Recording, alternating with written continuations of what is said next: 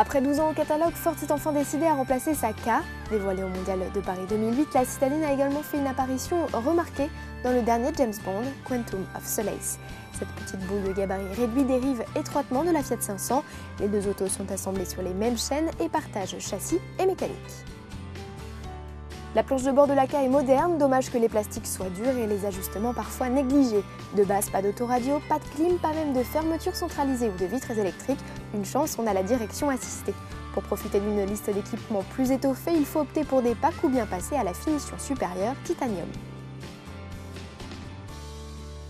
Révolution sous le capot de la K, la citadine passe au diesel et emprunte le bloc de 75 chevaux de la 500. Agile, vive, la K bénéficie par ailleurs d'une bonne tenue de route. La consommation annoncée par Ford en cycle mixte est très raisonnable. Alternative au mazout, le 1,2 litre essence de 69 chevaux qui bénéficie aussi d'un module écologique de 700 €. Petit gabarit oblige, la Ford n'embarque que 2 passagers sur sa banquette. L'accès aux places arrière s'effectue par les portes avant qui heureusement s'ouvrent largement. Une fois installés, les grands gabarits seront toutefois à l'étroit, surtout au niveau des genoux et de la tête. À ce sujet, petit bémol, notre version d'entrée de gamme ne dispose pas d'appui-tête. Passons au coffre, pas de bouton poussoir. Pour ouvrir le haillon, il faut forcément la clé.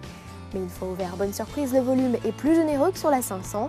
Enfin, au chapitre modularité, pas de possibilité de former un plancher plat et la banquette de notre modèle n'est même pas fractionnable. Sous le plancher, un kit anti-crevaison, la roue de secours type galette, c'est 25 €. Le ticket d'entrée de la Ford K débute à 9 240 € en essence, la version diesel est facturée 2 000 € de plus. Enfin, à ce tarif-là, l'équipement est bien maigre. Si l'on souhaite une clim, un autoradio CD, des vitres électriques et une fermeture centralisée, il faut ajouter près de 1 600 €. La différence de prix avec la finition haut de gamme n'est alors plus que de 200 € à méditer.